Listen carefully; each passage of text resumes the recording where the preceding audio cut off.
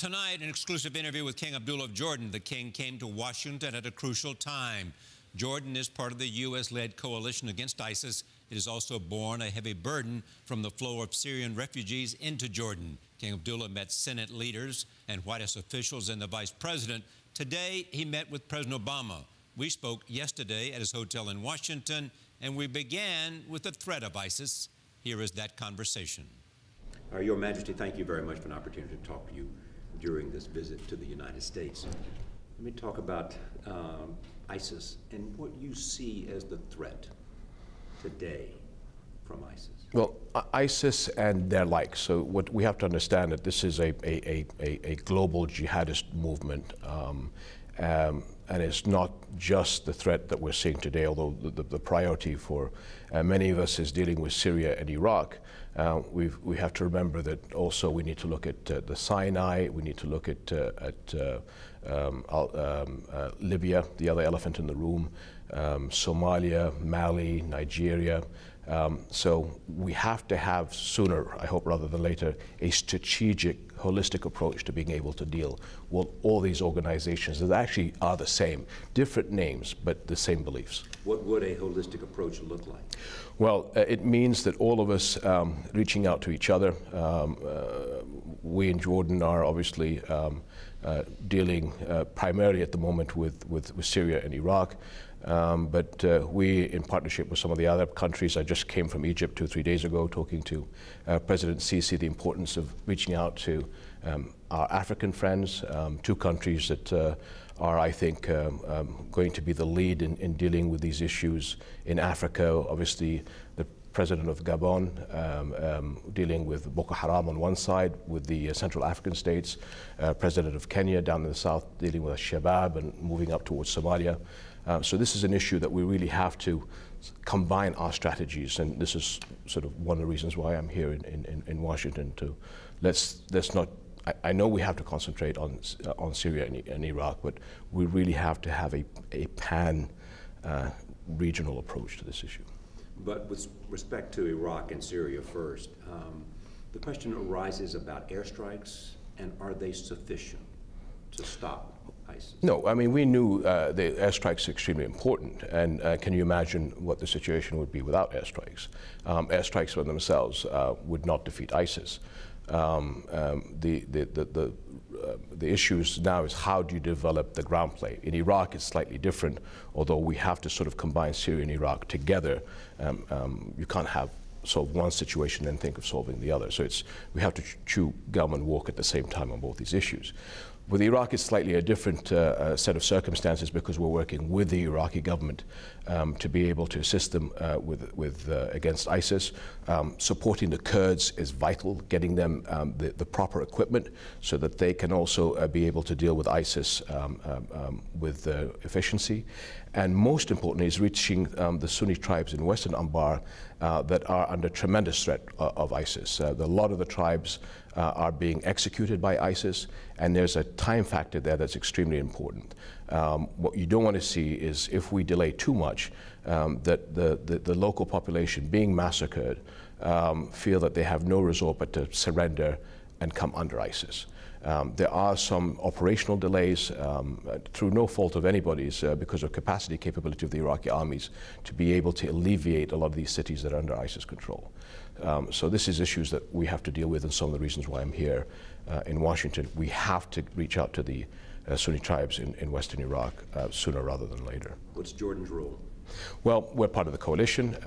We have been working in Syria as part of the coalition. We've been talking to the Iraqis how we can assist them in Western Iraq. I think that's going to increase in the very near future.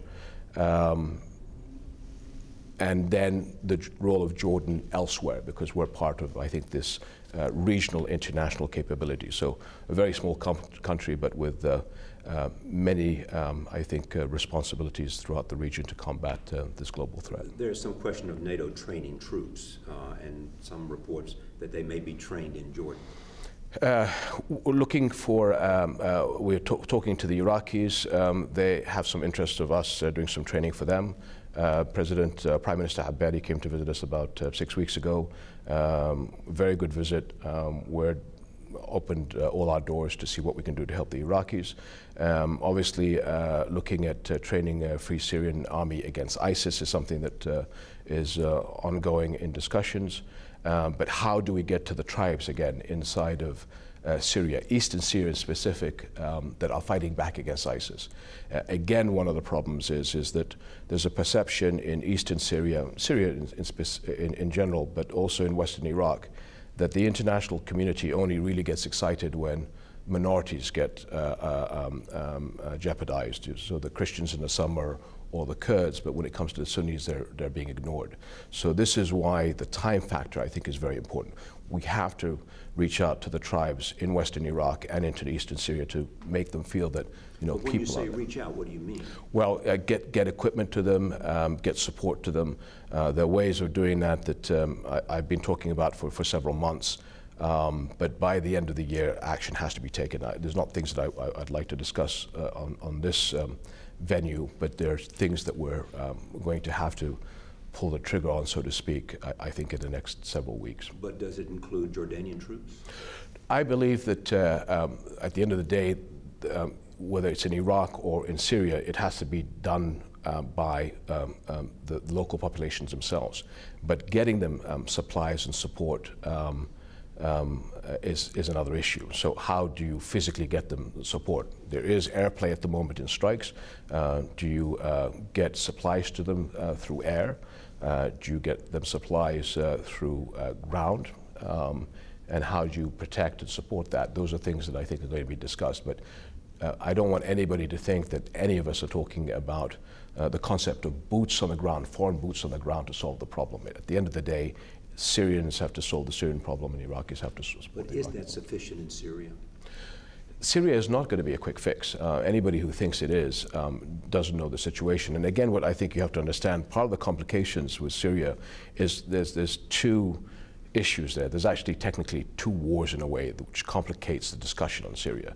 There's the war of regime change in the West and the war against ISIS in the East. So again, using the American vernacular of chewing gum and walking at the same time, that's part of the problem. And in the West, it's Assad is the enemy, and in the East, ISIS is the enemy. To make it very simple, yes, yeah. So that's part of the complications when you're trying to look at solving the problem.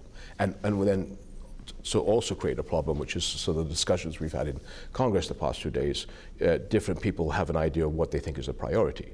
And so that adds to the complications. What do you think is a priority? Well, global jihadists is a problem. That's the priority of overthrowing Assad?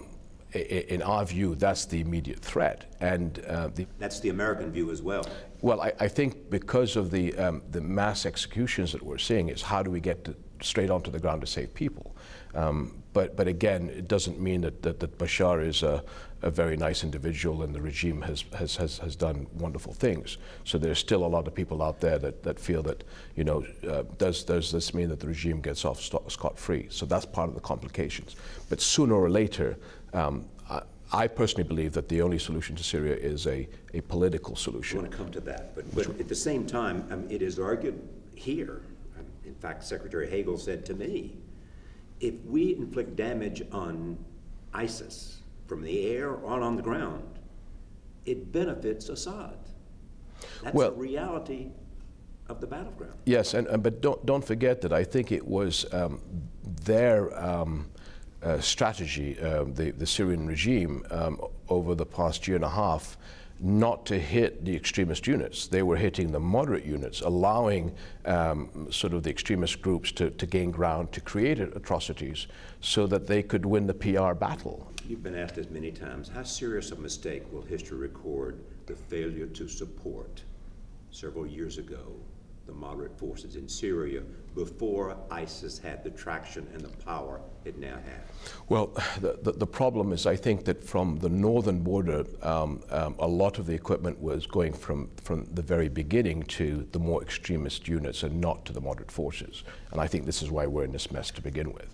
I think if you look Could you have prevented that in some way? Not Jordan, but those... No, not you specifically, but the United States and other countries who were interested in supporting the moderate forces at the time. Was it an impossible task to arm them and to give them No, it was not an impossible task. It was that I think that maybe the not understanding the rules of the game of where who the units were on the ground and who was benefiting from getting the equipment and the weaponry, and which units were getting stronger as a benefit of the supply in the north. The south was a completely different story. Yeah, but you know forces inside Syria. My assumption would be you understood that. And my question would be, was your voice listened to at the time when the question of supplying the moderate forces was on the table? If you want a simple answer, no. It was not listened to? Well, it was listened to but not acted on with the energy that I had hoped. And now we have a much more difficult task. Correct. When you look at Syria today, how do you, so for example, the Turks raised the question of Assad before they would even support Kobani under siege. Well, I mean, it seems like Assad is becoming, among some of the coalition partners, the primary issue rather than the secondary issue. Thus the complications of Syria. Which is what I want you to speak to. Yeah, so look, at the end of the day, there has to be a political solution, and the way that I think a lot of us are trying to get to is how do you get the moderate opposition, and what does a moderate opposition mean, to the table with the regime and finding a political solution. Because the way I've been seeing it for the past 2 years, the more one side supports, let's say, the opposition, others will support the regime. And the more that continues, then basically Syria becomes a completely unstable state, and it's only the extremists that benefit from complete chaos. So if we're going to sort of bring Syria back into the light, the only way we can do that is to find a political solution. Now, the problem in the middle of that at the moment is Bashar and Bashar's future. So how do we get around to doing that? In my view, I think the Russians play a very important role, because the Russians, at the end of the day, help play the guarantor for the future and the safety of the Alawites, which are a major entity of the Syria dynamics. And I think if we do pursue a political track, it's where the Russians come into this that can help us achieve a political solution. Which begs the question, are the Russians prepared to do that on behalf of their relationship with Syria? Well, in my view, you've got now this phenomena that's just created a problem for all of us in the international community, and that's the issue of foreign fighters. So you have now foreign fighters coming from all over the world, coming to fight alongside ISIS in Syria, and now today inside of Iraq. If you look at from the Russian point of view, Chechen extremist fighters are coming in to fight in Syria and Iraq that are going to be problematic, because eventually they go back to the Caucasus and create problems. Not only that, all the other jihadists that are looking for the next place to fight will also go back to the Caucasus. So they have as much of a problem, I believe, if not slightly more because of the numbers involved, than, let's say, other European countries, France, Germany, Italy, or anywhere else. So I think we're all in the same boat. I mean, you'd probably be surprised that we're picking up Chinese from Western China in Syria and in Iraq, and actually not too far away from our borders. So this has really become a global problem. And how do you deal with that global problem? Well, there is, on the other side is, I personally believe that we as Arab and Muslim countries, as I said to our parliament on the opening of parliament 2 months ago, this is a Muslim problem. We need to take ownership of this. We need to stand up and say what is right and what is wrong. This is no reflection of our religion. This is evil. And all of us have got to make that decision. We have to stand up and say, this is the line that is drawn in the sand, and those that believe in right should stand on this side, and those that don't have to make a decision stand on the other. It's clearly a fight between good and evil. I think it's a generational fight. As I said to President Putin, I think this is a third world war by other means. I think. Let me just stop. you're saying this is a third world war by other means, and that's what you said to Putin, that's what you'll say to the President of the United States? What I believe, I think I've already said to the President, I've said to other leaders. This is a generational fight, and I hope that on a generational fight, so that people misunderstand me, I hope the short-term part of it is going to be the military, the medium term is a security aspect of it, but the long term is going to be the ideological one. And so what I'm saying is, you know, we as Muslims have got to, you know, look ourselves in the mirror and realize that we have this problem, make this very difficult call, and then all of us come together and clearly sort of say that, you know, these people are renegades, these people have nothing to do with Islam. I mean, we have this argument at the moment that they're saying there's extremist Muslims and moderate Muslims, and I don't believe that. You know, I'm a Muslim, why are you calling me a moderate Muslim? I'm a Muslim. I don't know what these people are. You don't know what Baghdadi is. You know, these people that feel that our religion condones the execution and crucifixion of people, the beheading and the raping of women, that has nothing to do with our religion or other religions. So there's a lot of leaders around the Arab and Muslim world that have had enough, that want to come out in a voice and say, look, enough is enough. But why isn't that an easy call for Muslim leaders? Why isn't that an easy call to say, this doesn't represent the religion? You're seeing that more and more, and you will see more of that. What's an example of that? You've seen it from someone other than you. Just give us some time. There are discussions between a lot of us that are coming together to say that we have to make a stand. And as I said, because of the total globality of this issue, that we all have to coordinate. And as I said, because we're not dealing with the issue just in Iraq and it's Yemen, it's all over. All over the world. But you have to deal with the immediacy of it in terms of Iraq and Syria.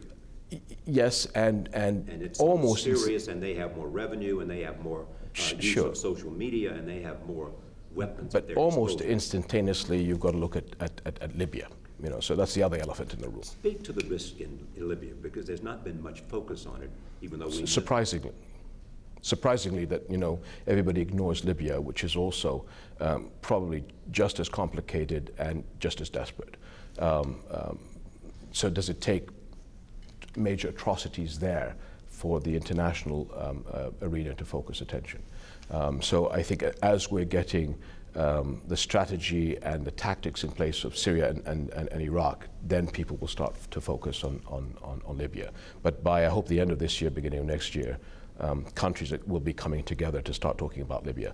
Closer of a problem to the Europeans than it is to the United States, especially to those that are on the northern Mediterranean. So you see the Italians, the French, to an extent the Spanish taking the lead on that. But something that we have to deal with, because it also affects Central Africa and the rest of Africa. Are you meeting some opposition as you try to make this case from people? Not from the leaders that I've been talking to, not at all. They're on board. But you know, how do we all come together and just get our script? What's your roadmap? I'd like to keep the roadmap to us at this stage. But some suggest that some members of the coalition say, yes, ISIS is a huge problem, and yes, we have to do something about it, but there are also Sunnis like we are, and our opposition for dominance in the region is with Iran. You've heard that.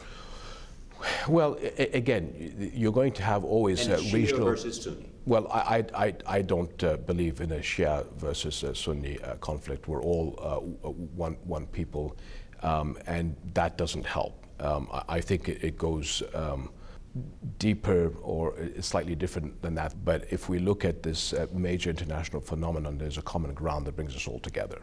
And I'm hoping that that's where a lot of the leaders are thinking at this stage. There was a leader in the Middle East who once raised the specter of the Shia crescent. Yes, and I raised it from a political view, and again, from the jihadist global problem. Again, from the political point of view, we need to be able to tackle it. I don't believe that from a religious point of view, there's any obstacles between us, and actually, it was last summer, or the summer before last, where some irresponsible members on both sides of the divide, clerics, tried to create a clash inside of Islam between Shia and Sunnis.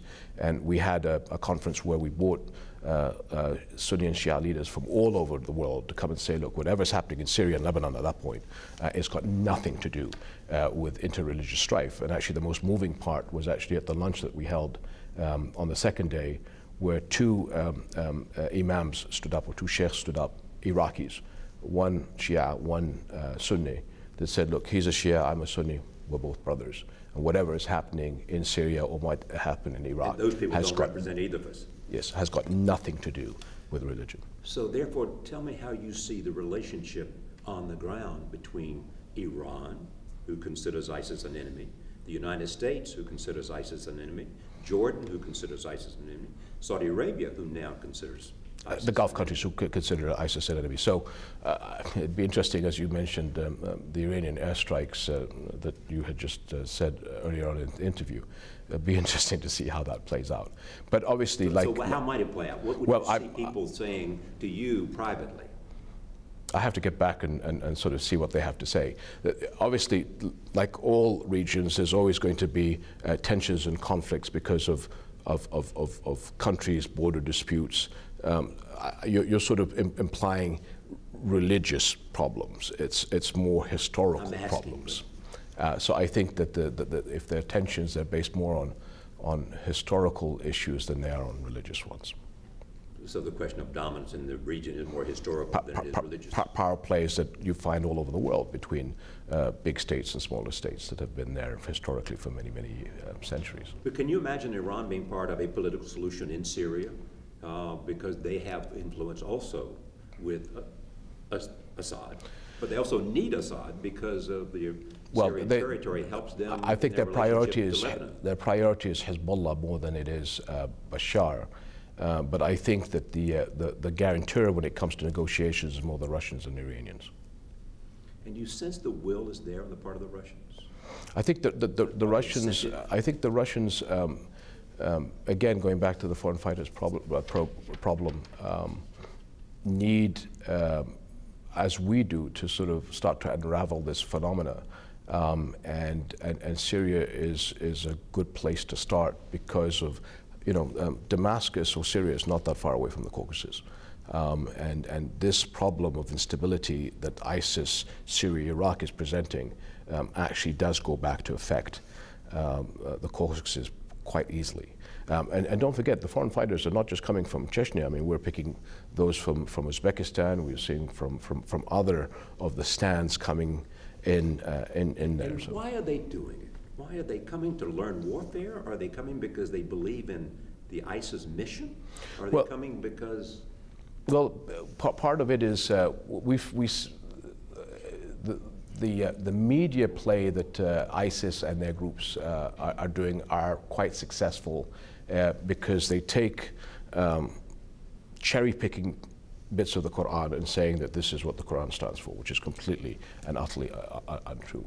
And they've been very successful in new media in reaching out to youth all over the world, frustrated people, young people without jobs, and being able to create a recruit. The other part of it, don't forget, is they're offering very good salaries. I mean, part of the problem that we had with ISIS at the beginning, and part of the reasons why the airstrikes were, I think, so needed, is the oil industry alone inside of Syria, especially around Deir ez-Zor, was netting them about $1 billion a year.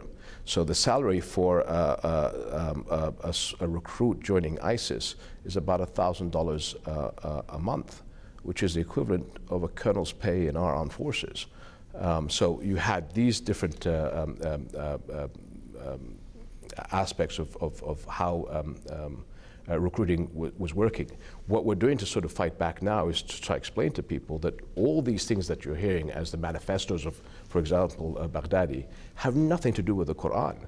But part of the problem of the major recruiting issue, and I know that, and I'm sure in America this in certain sectors doesn't go down well, is that the core issue in the Middle East is still the Israeli-Palestinian one.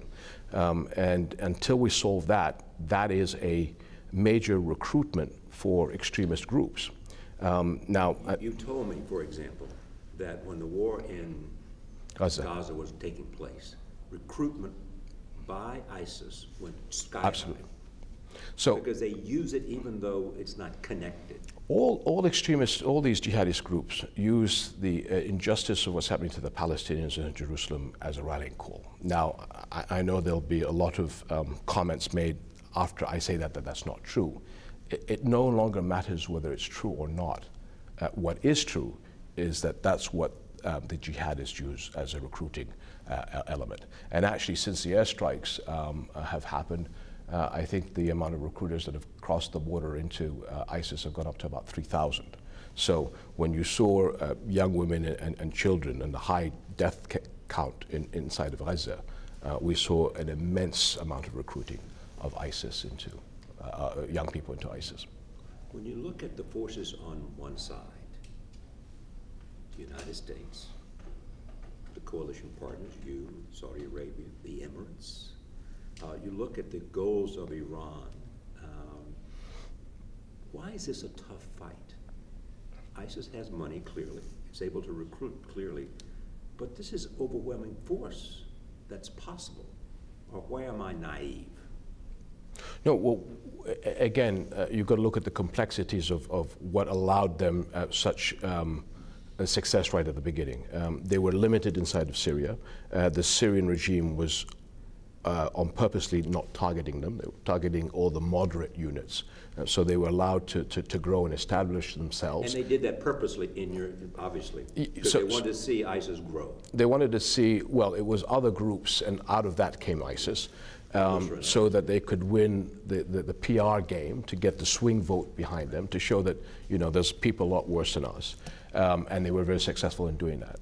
When they entered Iraq in July, the uprising that happened in western Iraq was not because the Sunni tribes had any affinity for ISIS. It was the frustration with Baghdad for many, many years, because there was no, the Sunnis felt there was no political inclusion into the future of Iraq. Something that we had discussed with, not us just as Jordanians, but the Americans, with Baghdad for many, many years. And it was that frustration that exploded with the entrance of ISIS into Iraq in July. With President Abadi now, Prime Minister Abadi now is the new Prime Minister. He has reached out to the Sunnis, and I think the atmospherics are better. But again, there's a time factor. If he doesn't deliver some of these promises, then to the Sunni tribes that they are part of Iraq, that there is a future, that could backlash. And so, I mean, I sort of trying to explain to an American audience, we have Kurdistan, in a way we have Shiistan, but we actually have never had a Sunnistan. So unless we solve that part of the puzzle of Iraq, then the Sunnis are always going to feel isolated and to an extent betrayed. Yeah, but Sunnis are the best people to explain that to them. I mean, you've got to promise them that the Shia prime minister is going to reach out and wants to have a relationship, but the people are best able to do that because of history, I assume, is fellow Sunnis. To an extent, but again, I think there are a lot of Iraqis, whether they're Kurd, Shia, or Sunni, that believe in a united Iraq.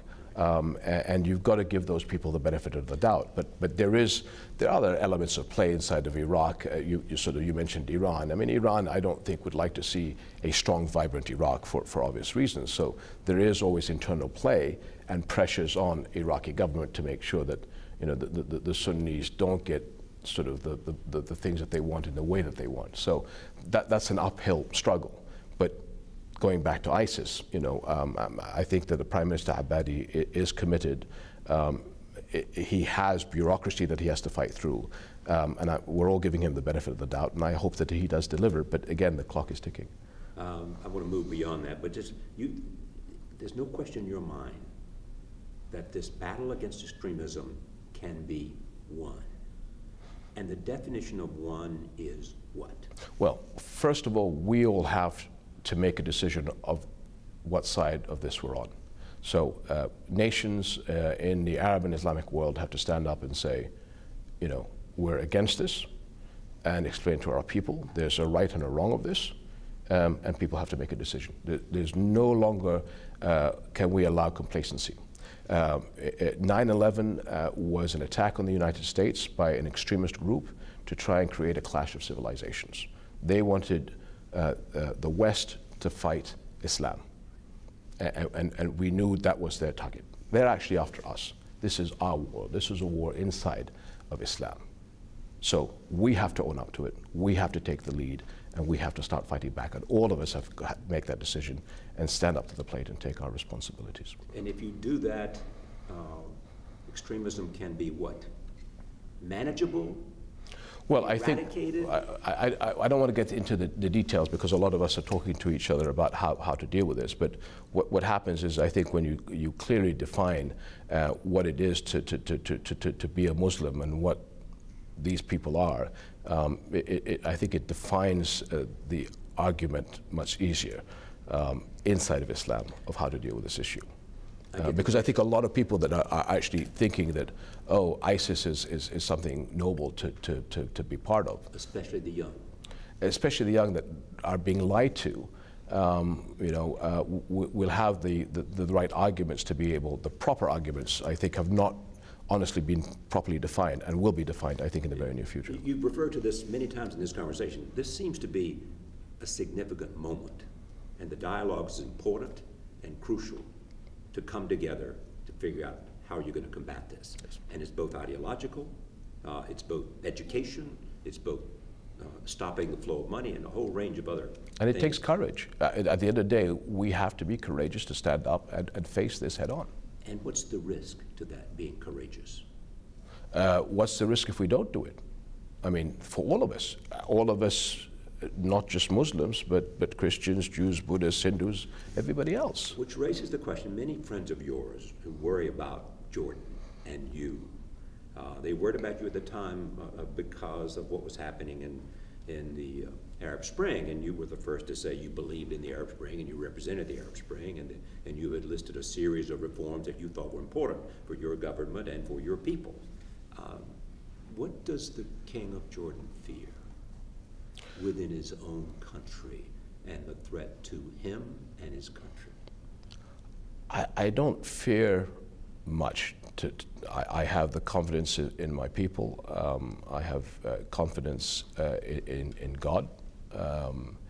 I think the question you want to probably ask is what keeps me up at night. Yes. Thank you. If you're looking from the challenges of what's going on in the region, we had this issue of fighting ISIS. We were part of an air coalition. Just little anecdote. My brother was commander of the Air Force several years ago, and when I was in New York and the coalition was formed, both him and the chief of staff went out to the airbase and where we had collected all our pilots, all our F-16 pilots, and I said, just check. We ask for volunteers, and the chief of staff and my brother stepped forward and said to all the pilots, listen, for strikes against ISIS, we're only looking for volunteers. So anybody who wants to volunteer, please step forward. Every single pilot raised his hand and stepped forward. And that's just a reflection of the Jordanian armed forces, and it was the same discussion that I had when you went into Afghanistan. I went to our special forces and to our soldiers, and I said, how do you believe of our commitment to fighting the extremists in Afghanistan? And everybody was raring to go. So from that point of view, I think the morale is high. The Jordanians politically and militarily are in a very good place. But where we suffer from is poverty, unemployment. The economy is struggling, mainly because of the large number of refugees and the energy. I want to come to that. Just one question before that. So what keeps me up at night is the economy, poverty and unemployment, and our people suffering because of the burden of refugees. Of the commitment to the refugees. So people are suffering. You saw the president of Egypt recently, Abdullah. He felt compelled to take strong action against the Muslim Brotherhood. Muslim Brotherhood is a factor in Jordan? Do you feel compelled to take action against them? Well, no, we haven't. I mean, they're an official organization. We had invited them to be part of the process at the beginning of Arab Spring. They were the first political organization that I actually talked to at the start of Arab Spring. They made their demands very well known. They wanted to change the constitution. They wanted to change they wanted a higher constitutional court. They had a list of things, all of which we have done, by the way. They wanted a national dialogue committee so that they could talk about reform. That was set up. They were asked to be part of the national dialogue. And then they refused to, because at that point, don't forget, Arab Springs was started by young men and women that wanted change. It was then hijacked by the Muslim Brotherhood, which was an organized political society. So they're the ones that took over from the youth that wanted change. And at that point, in Egypt, if you remember, the youth were replaced by the organized Muslim Brotherhood. And a decision was made, unfortunately, by them that staying in the street was a better way of going because they thought Jordan was going to fall. Jordan, if you remember our history, we've been through many, many crises over many, many decades. It's not by accident that we're still here, that we're still strong. And that's, I think, a reflection of our people. If it's not by accident, it's because of what that you're still here? I think because of our people and because of the relationship that the country has with its leadership, and because we're all a united family. So we've been written off for I don't know how many decades. I think my father has been presented, His late Majesty, with the same set of questions that you just made. And so I think we're unified, we're strong. Do you approve of what Sisi is doing in Egypt? Listen, any person who is in that position with the challenges that he or she would have, I would commend them.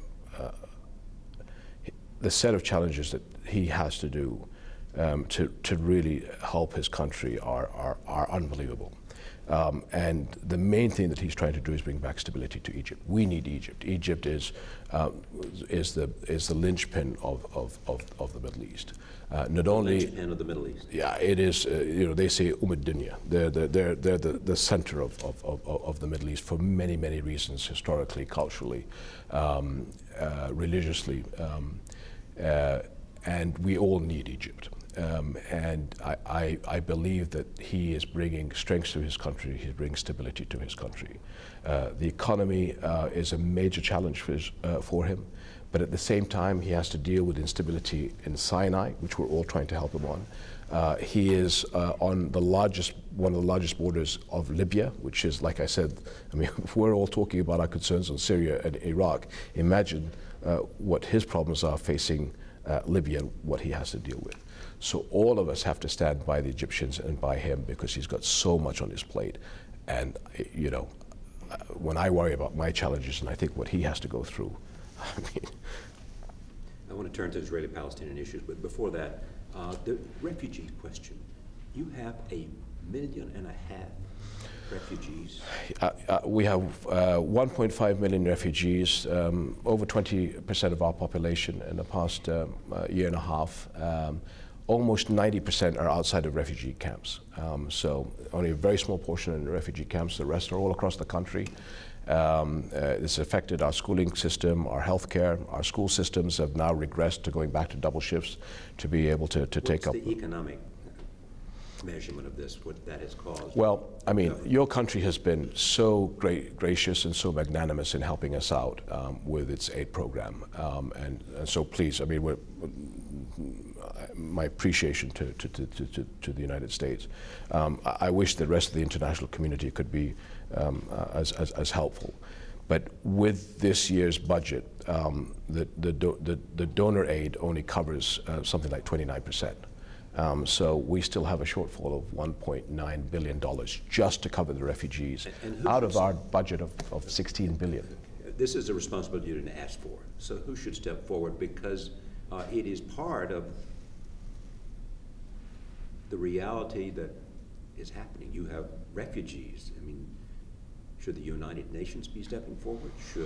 Well, the United Nations, because of lack of budget, have now also downgraded the ability of food supplies that they could give. So that's another burden that we have to deal with. Is there a security element to this, beyond economic and humanitarian, in that some of these people may very well have come because they want to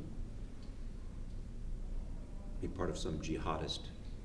No, there's always that threat. I mean, part of the problem is vetting the amount of refugees that come into the country, because not all those people coming across the border are technically refugees. There's some bad apples in that, and that's one of the daily concerns that we have. We've been, fortunate so far in making sure that, we've vetted as many people that have come across the border, but that's not to say that we've missed a few. So that's always going to be a concern. Turning to Israeli-Palestinian issues, Secretary Kerry launched an effort and believed that it was possible that he could bring some kind of agreement between Palestinians and Israelis. It is said that you were right there in the middle of that you were there both advising, encouraging, a central part of it. Why did it fail? Well, it hasn't failed yet. It's still an ongoing issue. The door is still open. And I think, if you remember, there was a trilateral meeting between Prime Minister Netanyahu, myself, and Secretary Kerry about 10 days ago, which was a very successful meeting. President Sisi called in, and we had about an hour conversation between the four of us on how to move things forward. No, this was Secretary Kerry, you, President Sisi, and Netanyahu. Okay, Prime Minister of Israel. Yes, and on how to move forward, and the necessity to move the Israeli-Palestinian issue forward, especially when all of us are dealing now with a much bigger problem, which is this international fight against international jihadists. So the world has moved on, but if we don't unravel and solve this problem between the Israelis and Palestinians, we're really going to be fighting this problem with one arm tied behind our back. So how critical it is for the Israelis and Palestinians to be able to move forward. Secretary Kerry has some ideas. There are things that were discussed between... Well, what progress did it make? I mean, clearly Secretary Kerry was very, very passionate about trying to keep quiet what the deal was, because he believed if it was given, people would start picking at it. What was the essence of the deal? I can't. Obviously, we were part of the process, because when it comes to final status issues, just about every single final status issue has something to do with Jordan, whether it's the border, whether it's Jerusalem, whether it's refugees. So this is why we were actually in a fortunate position of being able to help both sides overcome a lot of the obstacles. And as a result, for the first time, I think in the dialogue of the peace process, for them to having to talk to the Jordanians meant how serious it was, and how serious the process was, and how close we got to what is actually a very strong final package. For several reasons, we didn't manage to take the final step. What are the reasons? Both sides had their concerns. Trust. Trust is part of it. But I think they're back to hopefully overcoming that at the beginning of the year. There are issues that are being talked about, so we're keeping our fingers crossed. So there's still possibilities within the remaining term of the Obama administration? And has to be, because what happens if there's not? And I think this is the critical factor that both sides have to understand. We're now moving on to something much bigger, which is the global fight, this generational fight. If this thing is still cooking and not resolved, how are we ever going to succeed on this larger problem? So why is it now that all these governments around the world are sort of either indirectly recognizing the state of Israel, the state of Palestine, or saying that in a year or two, if you don't solve the problem, we're going to recognize the state of Palestine? Because of the foreign fighter problem that all these countries are having around the world, they're beginning to realize that all roads do lead to Jerusalem.